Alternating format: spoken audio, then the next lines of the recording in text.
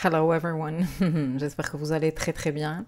Bon, me voici à nouveau pour te reparler de Saturne et de la Lune par la même occasion, car ces deux codes en astrologie sont très intimement reliés et l'étudiant d'astrologie sérieux, avisé, studieux le sait.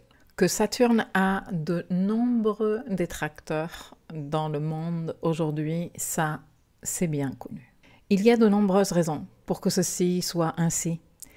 Mais lorsqu'on prend le temps de se plonger dans la question pour arriver à la racine de tout ceci, la raison fondamentale, celle qui se trouve au cœur même de cet acharnement contre l'archétype Saturne, est qu'on est toujours et encore en train de vivre cette vie depuis l'enfant lunaire, depuis ce petit enfant lunaire démuni face à la vie in real life. Et ça, c'est un très très vieux karma qu'il est maintenant temps de dépasser. Et les derniers événements récents et ceux qui vont suivre sont en train de nous aider à voir cela avec clarté et à entreprendre de manière définitive ce travail. Ce karma que je viens de citer ici, je te l'ai expliqué à plusieurs reprises. Dans le programme Architecte de ma vie, tu trouves la leçon Lune, Karma, Dharma et autres énigmes lunaires, où je parle déjà de ce karma. Il y a aussi la leçon Karma et Dharma de la Lune en Cancer, lune lunaire par excellence, mère de toutes les lunes. Donc si on veut comprendre le code lunaire, il faut se pencher sur la Lune en Cancer, quel que soit ton signe lunaire. Et tu trouveras également d'importantes informations ou des précisions un peu plus, disons, d'ordre métaphysique dans une récente leçon que j'ai publiée dans le dossier d'ésotérique ancienne et que j'ai intitulée Histoire cosmique, Maldek et le karma collectif. Et je te laisserai les liens de tout ceci ci-dessous. Perpétuer le karma dont je parle dans ces leçons est en train de devenir de plus en plus dangereux pour l'avenir d'une bonne partie de l'humanité et des choix volontaires et inconscients que ces individus seront en train de faire et qui auront bien sûr un impact sur leur expérience de vie car directement liés à leur libre arbitre, leur souveraineté et la maîtrise d'eux-mêmes et donc par extension leur réalité. Et je voudrais vraiment pouvoir te dire que j'exagère, parce que ici, entre toi et moi, avouons-le, j'aime rajouter une dimension un tantinet théâtrale à ma communication. Je trouve que ça rajoute du goût, tu vois, comme quand tu mets des épices dans le plat que tu cuisines. Mais non, Star Babe. Ici, on est dans le dossier Saturne. Ici, c'est du sérieux, c'est du solennel, c'est du rigoureux. Alors, j'ai rangé mon Jupiter temporairement dans le tiroir pour créer ce contenu et ici, je n'exagère point. Perpétuer ce karma que je ne vais pas redécrire ici à nouveau parce que c'est pour ça que je l'ai fait dans les leçons que je t'ai citées tout à l'heure et s'il te plaît, va les étudier si tu ne l'as pas fait encore, mais qui est en rapport avec, comme je l'ai dit également plus tôt, la tyrannie de l'enfant lunaire, nous dessert, ça nous porte préjudice, ça nous désavantage, ça nous nuit, ça nous handicape. Et je vais aller encore plus loin. Ça nous dégrade, ça nous dévalorise, ça abîme grandement notre estime de nous-mêmes. Ça nous déprime et, pour aller encore plus loin, ça nous dénature. Oui, ça nous dénature parce que ça fausse et ça pervertit notre nature solaire. Ça trahit par conséquent notre mission sur Terre, ça défigure et ça estropie ce qu'on appelle en anglais notre life purpose, que j'ai choisi de laisser dans mes leçons en anglais. Et je vous ai expliqué ce choix. Je vous ai dit que j'estime que dans la culture francophone, il y a une très forte charge émotionnelle en rapport avec la mission de vie, qui serait une traduction très plausible pour life purpose, et comment on l'a relié à un métier dans la vie, ce qui est absolument maladroit, mais bon, il y a tellement de conditionnement émotionnel autour de cette expression que j'ai choisi de ne pas l'utiliser vraiment parce que j'ai l'impression que les gens arrêtent de comprendre ce qui est vraiment le life purpose dès qu'on dit mission de vie. Du coup, pour revenir à ce que j'étais en train de dire, le karma lunaire nous fait du mal, ça pervertit notre mission solaire, ce life purpose que j'ai aussi abondamment abordé dans plusieurs leçons, très riches leçons que tu trouves dans le dossier Soleil, comme par exemple l'importance du code Soleil, comme les 3 parties de Soleil et mission de vie, partie 1, choix conscient, inconscient et libre arbitre, partie 2, la mémoire de l'âme, partie 3, destin, destinée, prédétermination et évolution spirituelle. Tous les concepts que j'aborde dans ces leçons font partie de notre mission solaire, quote unquote, ok? Et notre nature lunaire non travaillée nous empêche d'honorer ce travail qui est notre mission principale et fondamentale. Je le dis très souvent, si ça fait un moment que tu consommes le contenu que je crée, tu peux en avoir un peu marre de m'entendre dire ça, mais je te préviens que je vais continuer à le répéter à l'infini parce que je suis tenace ou têtue, comme tu préfères l'appeler. Une lune non travaillée bloquera tout un thème. Tout potentiel dans ce thème sera bloqué par la lune non travaillée. Une lune non travaillée mettra un filtre d'immaturité, d'infantilisme et de conditionnement émotionnel à tous les autres codes de la carte qui auront tendance à s'exprimer avec maladresse et forte inaptitude, et ce, indépendamment de leur nature. Ce que je veux dire par ceci, c'est que tu as beau avoir un magnifique trigone Vénus-Jupiter. Si ta vie est contrôlée par ta lune non maîtrisée, tu ne vas pas savoir t'en servir. L'enfant lunaire a peur de tout, parce qu'il se sent incapable de gérer la vie adulte. Et tu m'étonnes, c'est un enfant, il n'a pas les outils, il n'a pas les ressources pour faire ça. Il n'a que des conditionnements qui lui ont servi jusqu'à présent à survivre face à l'absence d'adulte dans sa vie. Tu vois, cet enfant, à chaque fois qu'il est ignoré, il entre en PLS. Et j'utilise ce terme pour utiliser un terme moderne en ce début d'année 2023, qui est le moment où je crée ce contenu. Ce terme, être en PLS, est un terme Jones. Bon, j'imagine que tout le monde le comprend. Mais je vais quand même le préciser ici pour ceux et celles qui disent « Ah ben moi, j'avais jamais entendu ce terme-là ».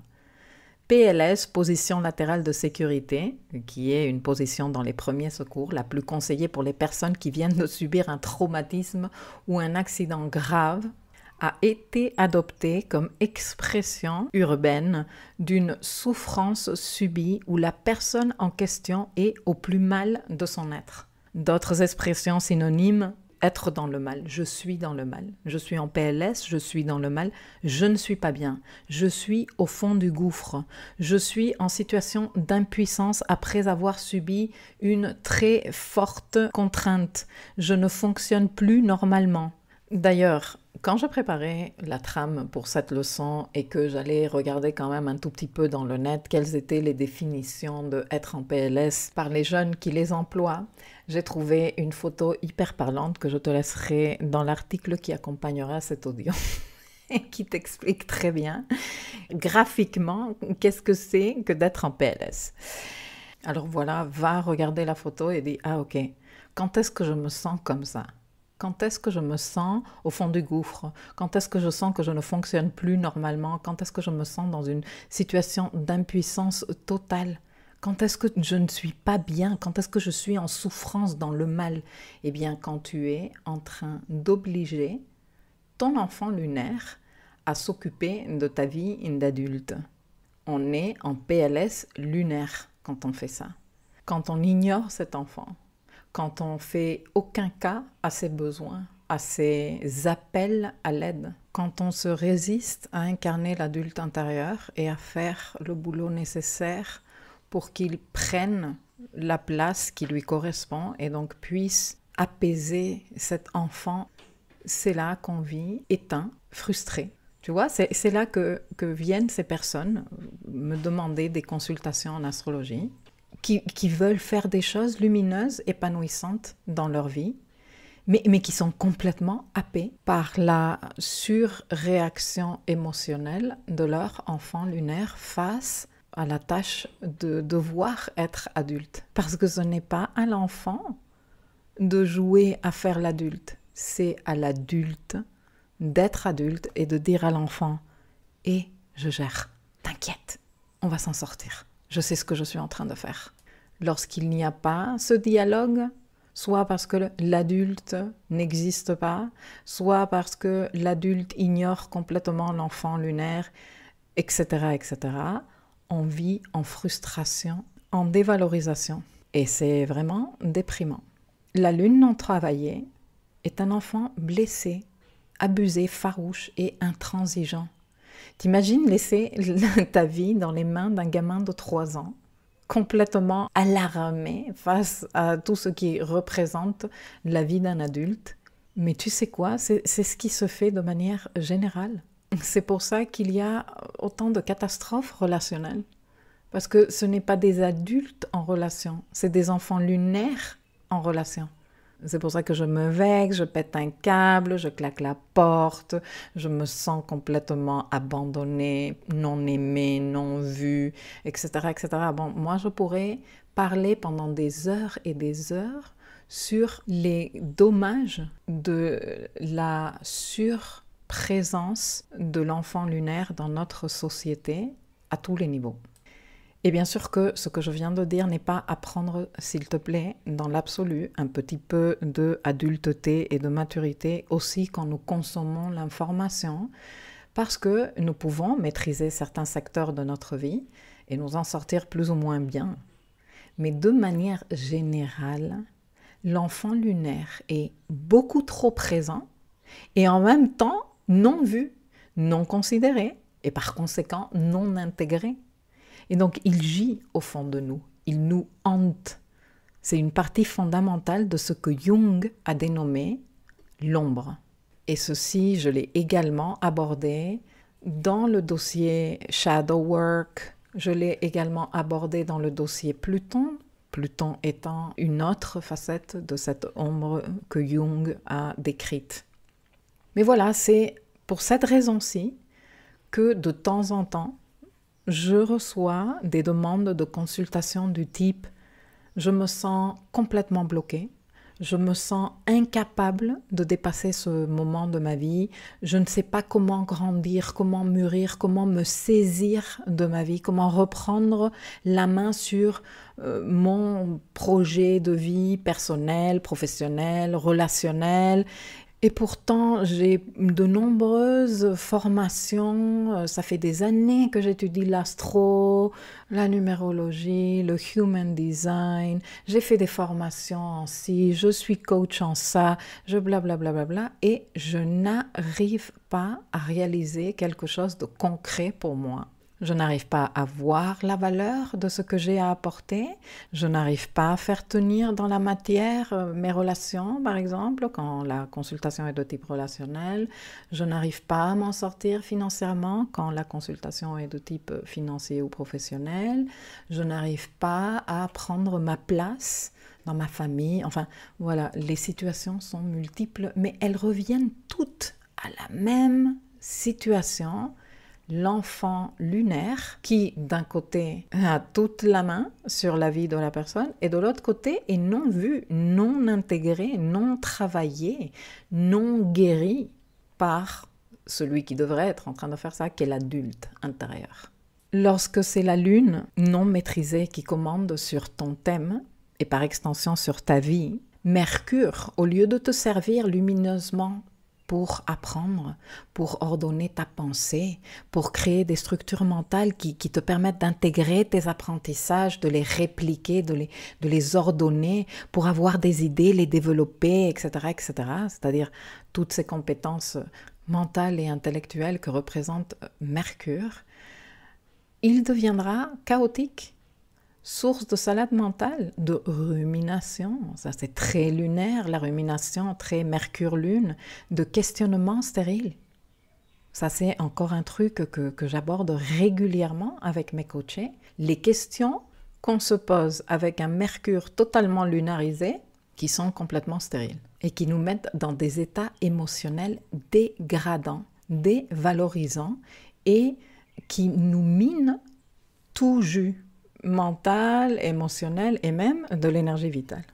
Épuisement total à cause d'un Mercure lunarisé qui est dans son chaos, dans ses salades mentales, dans sa rumination, mais aussi dans beaucoup de bruit mental. La fameuse monkey mind dont parlent les moines bouddhistes et prise de tête niveau plus avec un Mercure lunarisé. Une Vénus lunarisée, au lieu de servir lumineusement pour exprimer ton désir, qui est celui qui te connecte à Jupiter, c'est-à-dire tes aspirations de te dépasser, et à Neptune, c'est-à-dire le côté exquis et inspirant de la vie, de l'amour, et qui d'ailleurs, Vénus, lorsqu'exprimée lumineusement, sert à motiver et déclencher l'action de Mars, eh bien non, cette Vénus lunarisée va devenir source de frivolité et de caprice. Mars lunarisé, au lieu de servir pour agir courageusement, pour aller te battre avec résolution et bravoure pour défendre tes valeurs, pour accompagner courageusement le soleil dans ce voyage du héros que tu es venu faire ici, au lieu de faire tout ça, ce Mars va devenir frustration, piétinement sur place et ou impulsivité. Et par extension, tendance à exploser ou à imploser et, par extension, processus inflammatoire plus ou moins grave dans le corps. Jupiter lunarisé, au lieu de servir pour convoiter l'expansion et la croissance au travers du désir de Vénus et déclencher cet élan de te dépasser, d'aller conquérir de nouveaux territoires, de sortir de ta zone de confort, ne servira qu'à frimer, fanfaronner et crâner. Et Saturne, lorsque l'enfant lunaire prend toute la place, sera source de souffrance et de grosses galères, notamment matérielles. Et quand je dis matériel, je parle d'argent et de biens matériels, bien sûr, mais aussi de toutes ressources mesurables et nécessaires pour gérer la 3D, comme le temps, comme les compétences d'organisation de vie. Une personne qui a du mal à gérer son temps est une personne qui a du mal avec le code Saturne parce qu'il y a beaucoup trop de lune. Et que cette lune, elle n'est pas vue, elle n'est pas entendue, elle n'est pas soignée, elle n'est pas intégrée. Et je m'arrête ici et je n'aborde même pas les planètes transpersonnelles parce qu'elles restent carrément hors de portée, inaccessibles pour les lunes non travaillées. Elles peuvent même devenir maléfiques, les planètes transpersonnelles, pour une lune non travaillée. Conclusion. Ton enfant lunaire sauvage et ombrageux est un obstacle. Il représente une invalidité, un véritable handicap dans la réalisation de ta mission solaire sur Terre, dans ton processus d'apprentissage et d'évolution que tu es venu faire au travers de la maîtrise de la 3D. Et donc, par extension, dans ta réalisation personnelle et ton épanouissement. Il est urgent, en lettres majuscules, qu'on s'en occupe. Il est urgent. Parce que ceci est relié à ce que je te disais tout à l'heure sur le karma lunaire collectif dans lequel on baigne. S'occuper de l'enfant lunaire veut dire l'écouter, veut dire le comprendre avec patience et bienveillance. Ça veut dire également le rassurer. Ça veut dire également l'encadrer, lui poser des limites, dire ça, non, t'as pas le droit de manger du chocolat 24h, non. Non, t'as pas le droit de regarder la télé sans arrêt. Tu vois, comme un enfant, exactement comme un enfant. Et le faire sentir que finalement, il y a un adulte qui gère à ses côtés et donc il n'a pas besoin de partir en PLS. Ignorer cet important travail d'adulte intérieur face à ton enfant lunaire relève de la maltraitance à cette dimension émotionnelle de toi que représente ta lune. Plus tu ignores ton enfant lunaire, plus il va entrer en PLS. plus cet enfant sera en PLS, plus il ne sera capable que de voir la vie comme quelque chose de très dur et impraticable, de vraiment infernal. Et donc plus ça le confirmera dans sa croyance que le monde est un truc horrible et qu'il n'est pas du tout en sécurité. Ce qui va faire qu'il devienne encore plus fauve et plus écorché vif. Ce que je viens de te décrire ici est un cercle vicieux dans lequel une bonne partie de la population sur Terre s'enfonce graduellement en perpétuant ce karma lunaire que je citais tout au début de cette leçon. Ce karma lunaire nous dépossède de nos compétences d'autogouvernance, de notre émancipation émotionnelle, de notre souveraineté de nous-mêmes. Et sans le savoir, nous sommes même en train de céder notre self-empowerment, ce qui équivaut à céder notre libre arbitre. Ceci est grave. Et même si ce contenu reste intemporel, je suis en train de profiter de le publier alors même que Saturne parcourt le dernier degré du Verseau. Un signe où la consigne principale de ce transit était pour nous tous: incarne ton adulte intérieur, deviens un adulte éclairé, averti, affranchi, émancipé, libre. Assume ton adulteté, saisis-la avec intégrité et conviction. Montre à ton enfant lunaire qui a grand besoin de toi qui tu es. Crée les règles, pose les limites, reprends la main sur ta vie. À l'heure où Saturne est en train de parcourir le dernier degré du Verseau, nous avançons vers l'entrée de Saturne en Poisson, où les référents d'adulteté et de responsabilité vont prendre beaucoup d'eau. L'heure est grave. Saturne, principe de réalité, est la toute première leçon que notre âme reçoit au moment de s'incarner. Cette leçon, on la reçoit à la naissance, surtout quand elle s'est faite naturellement. Je dis ça pour les cas de naissance sous césarienne, qui ont quand même leur moment saturnin, je vais en parler maintenant, mais qui ne vivent pas ce moment de transiter le tunnel qui nous emmène vers cette dimension en 3D où il n'y a pas vraiment de marche arrière. Une fois qu'on a entamé le tunnel, c'est parti, mon kiki.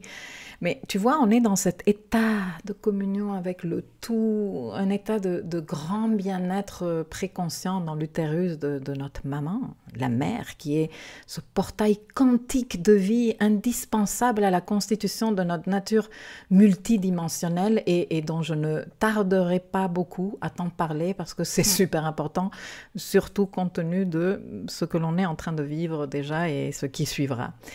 Et donc, lorsque le processus constitutif de nos différents corps subtils qui se tient dans ce portail dont je te parle, qui est l'utérus de notre mère, arrive à maturité, c'est là que nous sommes canalisés vers l'extérieur.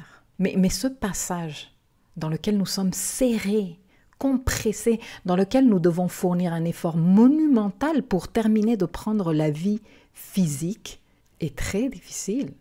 Et l'âme, là, elle prend conscience du principe de réalité, de la matérialité des choses. Là, on n'est plus en train de flotter dans le liquide amniotique. Et ça, c'est la première leçon que l'âme prend, et elle la prend de la main de Saturne. Une fois que l'on sort de ce tunnel compresseur, nous prenons la deuxième leçon de réalité, c'est la baffe de notre première respiration, et aouh, ça fait mal. Ça fait mal. Ceux qui sont nés en mode césarienne se prennent cette baffe quand même. Voici notre première expérience saturnine pour l'âme. Tu vois que c'est la première chose que l'on vit. Ça fait partie de cette expérience qui nous sort de la vie préconsciente, intra-utérine, de maison 12 en astrologie, et qui nous annonce que voilà, nous sommes arrivés dans la 3D, début de la maison 1, l'ascendant. Comment on se présente dans la vie. Elle est dure, l'arrivée dans la 3D. Ça, on ne tarde pas à le comprendre. Et d'ailleurs, c'est pour ça qu'il existe différentes pratiques, des pratiques très anciennes qui ont été remises d'actualité dans les dernières décennies, comme par exemple accoucher dans l'eau. Parce qu'une maman sait à quel point c'est dur de naître. Donc, ces pratiques d'accoucher dans l'eau permettent de vivre l'expérience saturnine, qui va être dure quand même, hein, parce que tu vas devoir passer par le tunnel compresseur et que tu vas devoir prendre ta première bouffée d'air alors que tu n'as jamais fait ça et que ça va brûler. Mais l'arrivée en douceur dans l'eau, ça c'est une pratique très ancienne. Très jolie, très féminine, très maternelle pour accueillir ce bébé en sachant que l'arrivée va être difficile et faire de cette expérience la plus agréable possible. Mais bref, je m'égare. Retournons à donc Saturne, le principe de réalité, l'enfant lunaire. Bon, quand on sait tout ce que je t'ai expliqué là avant, pendant ces 25 minutes que j'ai déjà passées au micro, quand on sait que l'enfant lunaire a besoin de l'adulte, quand on sait que l'enfant lunaire représente un véritable handicap dans notre quête de satisfaction personnelle et d'épanouissement, de réalisation, etc., etc., il est vraiment difficile de trouver une logique à vouloir continuer à faire la guerre à Saturne. Saturne, c'est les règles de la vie en 3D. Et oui, il faut maintenant accepter qu'il y a des règles et que si tu te refuses d'apprendre ces règles et de les maîtriser, tu vas galérer. Ça, c'est un fait, c'est le principe même de la matérialité. C'est faux que tout est relatif. Alors c'est sûr qu'il y a des domaines où la relativité est pertinente, tout à fait, mais il y a des vérités universelles, objectives et fondamentales, et le principe de réalité saturnin en est une. Ignorer ce principe primordial revient carrément, je vais te le dire comme ça, à échouer dans ta mission principale sur Terre, qui est celle de construire des ponts pour canaliser ton âme et manifester son œuvre dans la vie réelle. Tu te rends compte à quel point c'est important de t'occuper de ceci? Si tu veux maintenant apprendre à incarner ton adulte intérieur, travailler ta lune pour la maîtriser, moi je t'invite et je te réinvite à te joindre à nous dans le programme Architecte de ma vie. La totalité du programme est d'ailleurs une ode à l'adulte intérieur, et ceux et celles qui sont membres pourront le confirmer. Le programme est un parcours d'invocation et d'incarnation de l'adulte intérieur dans les différentes dimensions de la vie.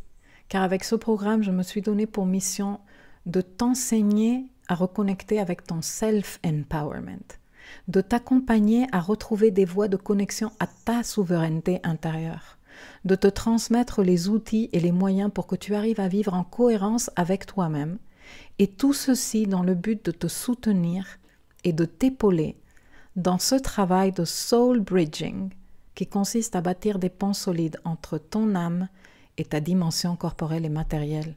C'est pour cela, Starbabe, que tu as besoin de Saturne, le grand architecte. Dans le programme, tu as à ta disposition du contenu riche en enseignements astrologiques, métaphysiques, philosophiques, psychologiques, des leçons pour stimuler ta réflexion, pour apprendre à t'observer avec objectivité, pour t'encourager, te seconder et même te réconforter dans ta mission ici sur Terre.